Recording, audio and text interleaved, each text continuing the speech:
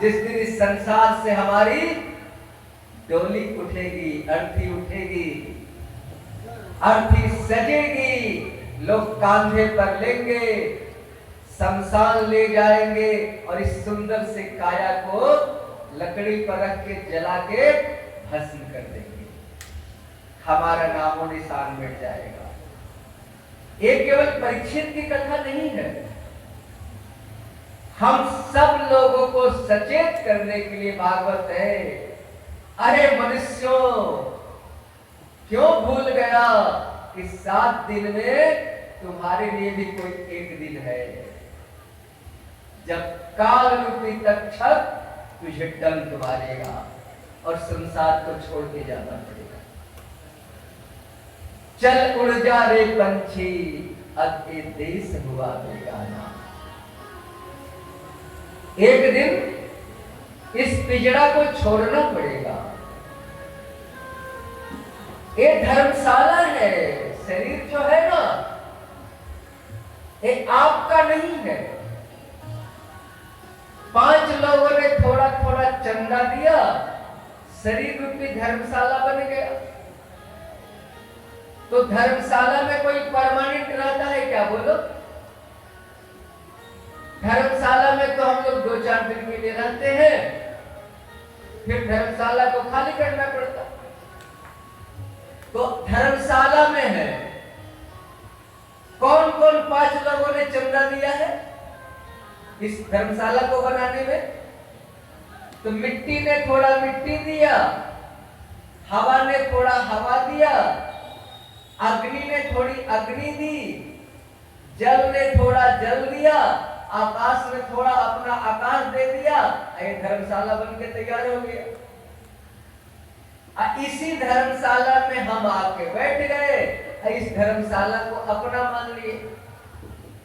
बोलो भैया, कितने बड़े मूर्ख हमें कि धर्मशाला को अपना मान लिए। अरे भैया, जब तक इस धर्मशाला में हो तब तक इस धर्मशाला की सफाई करो, लेकिन यही सोच के रखो कि इस धर्मशाला को छोड़ना है। जहां इसको अपना मान लिया, बस वही गड़बड़ी हो गई। इसका मतलब ये नहीं है कि धर्मशाला में रहोगे तो धर्मशाला को गंदा करोगे ना भैया। इस धर्मशाला की साफ सफाई कर। देखो, ये जो शरीर है ना, भगवान के रहने का घर है। ये शरीर, ये जो मंदिर में अभी दुर्गा मैया बैठी है, इस मंदिर को बनाने वाले हम हैं। अरे आप ही लोग ना हो।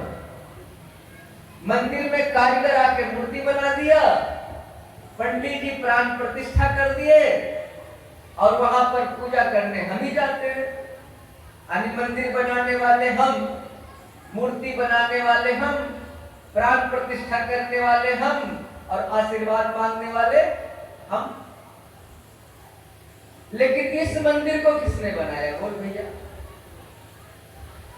इस मंदिर को तूने नहीं बनाया। इस मंदिर को परमात्मा अपने रहने के लिए बनाया। और हमने क्या किया कि परमात्मा से परमात्मा के घर को छीन लिया। घर से निकल और इस घर पर कब्जा कर लिया और इसमें पूरा करकट भर दिया। जैसे पान, गुटखा, तिरंगा, पता नहीं क्या क्या इस घर में भर के घर को हाउसफुल। अब भगवान के घर को अपने भगवान से छीन लिया और इसके अंदर कूड़ा करकट भर दिया। अब भगवान से कहते हो भगवान आशीर्वाद दो। विचार करो, किसी के घर को तुम छीन लोगे और उससे आशीर्वाद मांगोगे तो तुमको आशीर्वाद देगा कि श्राप देगा? विचार करो भैया। हम तो कट टू कट कहेंगे, जो हकीकत है उसको हम कहेंगे। जिस दिन भगवान के घर को भगवान के लिए खाली कर दोगे, भगवान उस दिन बैठ जाएंगे जिस दिन तू दर दर का भिखारी नहीं रहेगा। तेरे अंदर चमत्कार होने लगेगा। हमने आंगन नहीं बुहारा, कैसे आएंगे भगवान। तू घर को गंदा कर रखा है, इस मंदिर को तूने बनाया तो मंदिर में सेंट छिड़क रहा है।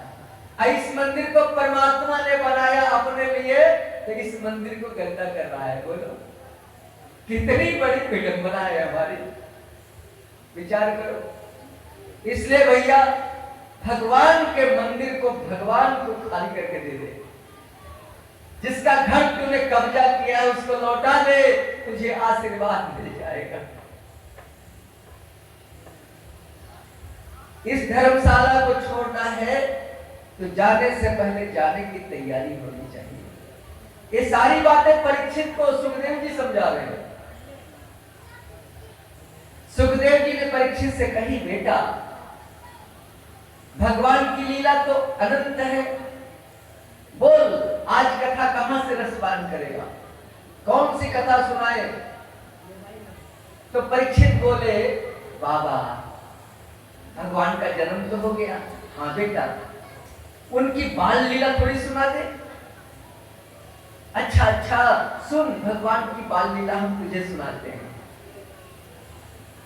तो कहते हैं, नंदस्व आत्मज उत्पन्ने जात अहलादो महामना, आहून विप्राण वेद ज्ञान सनातन सुचिर अलंकृता।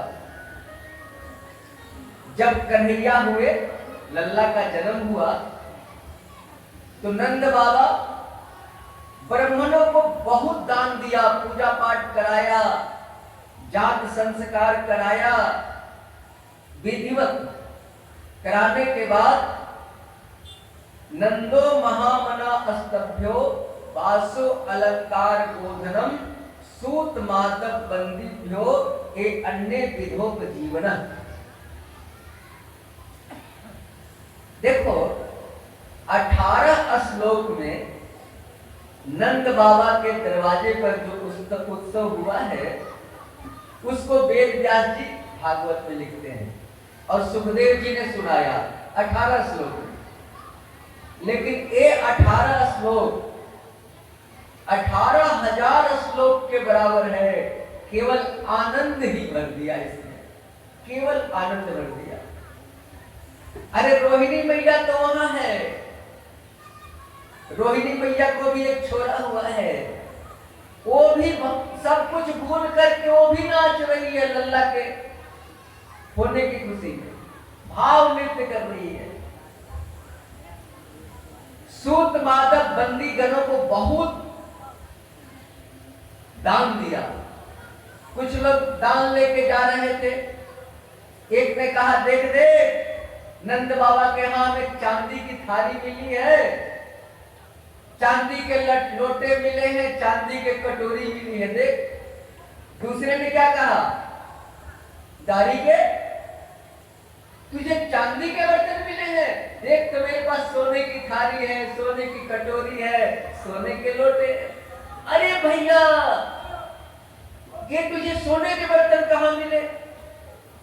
तो उसने कहा 2 नंबर का जो काउंटर था ना, वहां केवल सोने के बर्तन बट रहे थे, वो चांदी का बर्तन फेंक के गया और सोने का बर्तन लेके आ गया। देख देख हम भी सोने के बर्तन लाए हैं। तीसरे ने क्या कहा, दारी के तेरे पास सोने के हैं, देख तो मेरे पास हीरे की हार है, हीरे की अंगूठी है। अरे भैया ये तुझे हीरे के हार कहां मिले। वो जो 3 नंबर का काउंटर था ना, वहां केवल हीरे बट रहे थे, अब वो सोना फेंक के हीरा लाने चला गया। सुखदेव बाबा कहते हैं, परीक्षित ब्रज के चारों तरफ सोने चांदी और हीरे की कीच मच गई। मानो नारायण तो पहले से नंद भवन में आए हुए हैं और लक्ष्मी मैया भी अपने नारायण से मिलने के लिए ब्रज में आ गई। प्रेम से बोलो लक्ष्मी नारायण की। तो भैया बधैया हो रही है, तो कम से कम एक बधैया गीत हम लोग सुन ले आनंद से, फिर कथा में आगे चलेंगे। के बिहारी लाल की